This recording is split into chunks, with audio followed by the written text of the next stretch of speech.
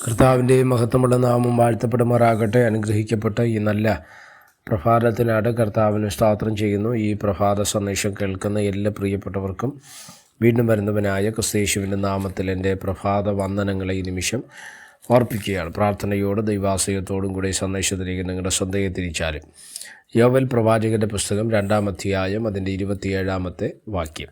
ഞാൻ ഇസ്രായേലിൻ്റെ നടുവിലുണ്ട്, ഞാൻ നിങ്ങളുടെ ദൈവമായ യഹോവ, മറ്റൊരുത്തനുമില്ല എന്ന് നിങ്ങൾ അറിയും. എൻ്റെ ജനം ഒരു നാളും ലജ്ജിച്ചു പോകുകയില്ല.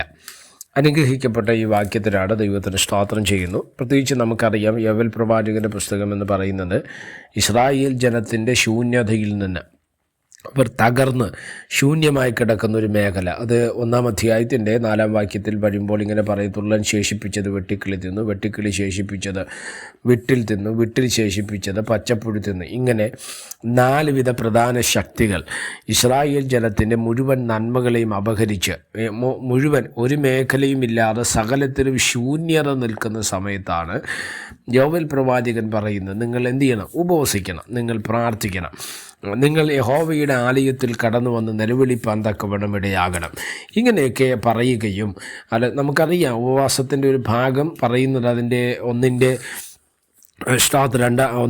2-12 വായിക്കുന്ന സമയത്ത് ഇങ്ങനെ പറയും: എന്നാൽ ഇപ്പോഴെങ്കിലും നിങ്ങൾ പൂർണ്ണ ഹൃദയത്തോടും ഉപവാസത്തോടും കരച്ചിലോടും വിലാപത്തോടും എന്നിലേക്ക് തിരിവീനെന്ന് യഹോവയുടെ അരുളപ്പാട്. വസ്ത്രങ്ങളെയല്ല, ഹൃദയങ്ങളെ തന്നെ കീറി നിങ്ങളുടെ ദൈവമായ യഹോവയുടെ അടുക്കലേക്ക് തിരിയുവിൻ. അവൻ കൃപയും കരുണയും ദീർഘക്ഷമയും മഹാദയും ഉള്ളവനല്ലോ, അവൻ അനർത്ഥത്തെക്കുറിച്ച് അനുതപിക്കും. അവിടെ എല്ലാം നമ്മൾ മനസ്സിലാക്കുന്ന ഒരു കാര്യമാണ്. ഇസ്രായേൽ ജനത്തോട് ആവർത്തിച്ച് പരിശുദ്ധാത്മാവ് യോവേൽ പ്രവാചകനിലൂടെ പറയുകയാണ്, നിങ്ങൾ എന്ത് ചെയ്യണം? ഉപവസിക്കണം, പ്രാർത്ഥിക്കണം, ദൈവസന്നിധിയിൽ കരയണം എന്നൊക്കെ പറയുന്നൊരു ഭാഗത്ത് നമുക്ക് കാണാൻ കഴിയും. ഈ ദൂത് കേട്ടിട്ട് അവർ ദൈവസന്നിധിയിൽ കരയുവാനിട വന്നു. അവർ ആലയത്തിൽ കടന്നു വന്നതിൻ്റെ പടിവാതിൽക്കൽ കിടന്ന് കരഞ്ഞു, ദൈവത്തോട് നിലവിളിച്ചു. ആ നിലവിളിയുടെ മറുപടി സ്തോത്രമല്ലേ ഈ അധ്യായത്തിൽ തന്നെ വെളിപ്പെട്ട് വരുവാൻ തക്കവണ്ണം ഇടവന്നു. യഹോവ ജനത്തിനു വേണ്ടി തീഷ്ണത കാണിച്ച് അവർക്ക് വരുത്തുമെന്ന അനർത്ഥത്തെക്കുറിച്ച് അവൻ അനുദപിച്ച് അവരെ ആദരിപ്പാൻ തക്കവണ്ണം ഇട. എന്നെ ശ്രദ്ധിക്കുന്ന ദൈവമക്കളോട് ഞാൻ പറയാം, നമ്മുടെ പ്രാർത്ഥനകൾ, നമ്മുടെ ഉപവാസങ്ങൾ, ചില വിഷയങ്ങളോടുള്ള ബന്ധത്തിൽ നമ്മൾ നിലവിളിയോടെ, പ്രാർത്ഥനയോടെ, കരച്ചിലോടെ, വിലാപത്തോടുകൂടെ നമ്മൾ ദൈവത്തിൻ്റെ പാതവിടെ വരുമ്പോൾ ഒരു കാര്യം ഉറപ്പായി ഞാൻ നിങ്ങളോട് വിളിച്ചു പറയാം: ദൈവത്തിൻ്റെ മഹത്വം ചലിക്കുന്ന നിമിഷങ്ങളായിട്ട് ഈ നിമിഷങ്ങൾ മാറാൻ പോകുകയാണ്. അതാണ് ഇവിടെ നമ്മൾ വായിക്കുന്നത്. സ്തോത്രം. ദൈവം തൻ്റെ ജനത്തെ ആദരിച്ചത് മാത്രമല്ല, ഇവിടെ പറഞ്ഞൊരു കാര്യമാണ്, ഞാൻ ഇസ്രായേലിൻ്റെ നടുവിലുണ്ട്. എൻ്റെ അർത്ഥം എന്തുവാ? നീ പ്രാർത്ഥിച്ചാൽ നിൻ്റെ അടുക്കൽ അവൻ ഇറങ്ങി വരും. നിൻ്റെ ഗൃഹതലത്തിൻ്റെ നടുവിൽ, നിൻ്റെ സഭയുടെ നടുവിൽ, നീ ആയിരിക്കുന്ന മേഖലയുടെ നടുവിൽ അവൻ ഇറങ്ങി വരുന്ന ദൈവമാണ്. ശ്രദ്ധിക്കണം ദൈവമക്കളെ, നടുവിലുണ്ടെന്ന് പറയുന്നതിൻ്റെ ഏറ്റവും പ്രധാനപ്പെട്ട ഒരു ചിന്ത, സ്തോത്രമല്ലേ, അവൻ ഏറ്റവും കേന്ദ്ര കഥാപാത്രമായി, അല്ലെങ്കിൽ കേന്ദ്ര ബിന്ദു പോലെ യേശു ഇല്ലെങ്കിൽ ദൈവം നമ്മുടെ അടുക്കൽ ഇറങ്ങി വരുമെന്നുള്ളതാണ് അതിൻ്റെ അർത്ഥത്തെ നമുക്ക് തിരിച്ചറിയുവാൻ തക്കവണ്ണം കഴിയുന്നത്. അടുത്ത് പറയുന്നു, സ്തോത്രം, ഞാൻ ഇസ്രായേലിൻ്റെ നടുവിലുണ്ട്. അടുത്ത് ഞാൻ നിങ്ങളുടെ ദൈവമായ യഹോവ, മറ്റൊരുത്തനുമില്ല. എന്നെ ശ്രദ്ധിക്കുന്ന ദൈവമക്കളെ, ദൈവത്തിന് തുല്യം പറയാൻ ആരെങ്കിലും ഉണ്ടോ?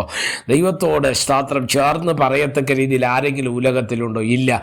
യേശുവെ പോലെ വേറെ ആരുമില്ല എന്ന് നമ്മൾ തിരിച്ചറിയേണ്ടത് ആവശ്യമാണ്. അടുത്ത് പറയുന്നതാണ്, എൻ്റെ ജനം ഒരു നാളും ലജ്ജിച്ചു പോകുകയില്ല. എവിടെയെങ്കിലും തല താഴ്ത്തേണ്ടി വന്ന സാഹചര്യങ്ങളുണ്ടെങ്കിൽ, എവിടെയെങ്കിലും ലജ്ജിതനായി തീരേണ്ടി വന്ന ഇടമുണ്ടെങ്കിൽ, ബൈബിൾ പറയുന്നു, സ്തോത്ര, കർത്താവ് നിന്നെ ലജ്ജിപ്പിക്കുന്ന ദൈവമല്ല. 34-ാം സങ്കീർത്തനത്തിൻ്റെ 1-ാം വാക്യത്തിൽ ഇങ്ങനെ നമ്മൾ വായിക്കുന്നുണ്ട്: അവങ്കിലേക്ക് നോക്കിയവർ പ്രകാശിതരായി അവരുടെ മുഖം ലജ്ജിച്ചു പോയതില്ല എന്ന് പറഞ്ഞ തിരുവചനത്തിൽ ആശ്രയിച്ച് നമുക്ക് ദൈവത്തോട് പ്രാർത്ഥിക്കാൻ. കർത്താവെ, ലജ്ജകളെ മാറ്റി ഒരു വിടുതൽ തരാൻ ദൈവം ഇന്ന് പ്രഭാതത്തിൽ വിശ്വസ്തനാണ്.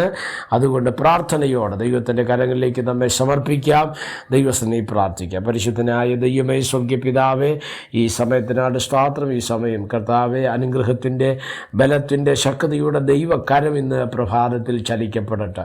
അവിടുന്ന് കർത്താവ് ഞങ്ങളെ ലജ്ജിപ്പിക്കാതെ വഴി നടത്തുന്ന ദൈവത്തിൻ്റെ കരം ഈ പ്രഭാതത്തിൽ വെളിപ്പെട്ടു വരേണ്ടതിനായി പ്രാർത്ഥിക്കുന്നു. സ്വർഗം അങ്ങനെ ചെയ്ത് വിടുവിക്കും. മഹത്വം അങ്ങേക്ക് യേശു ക്രിസ്തുവിൻ നാമത്തിൽ തന്നെ. ആമേൻ. എല്ലാവരെയും ദൈവം അനുഗ്രഹിക്കട്ടെ. God bless you.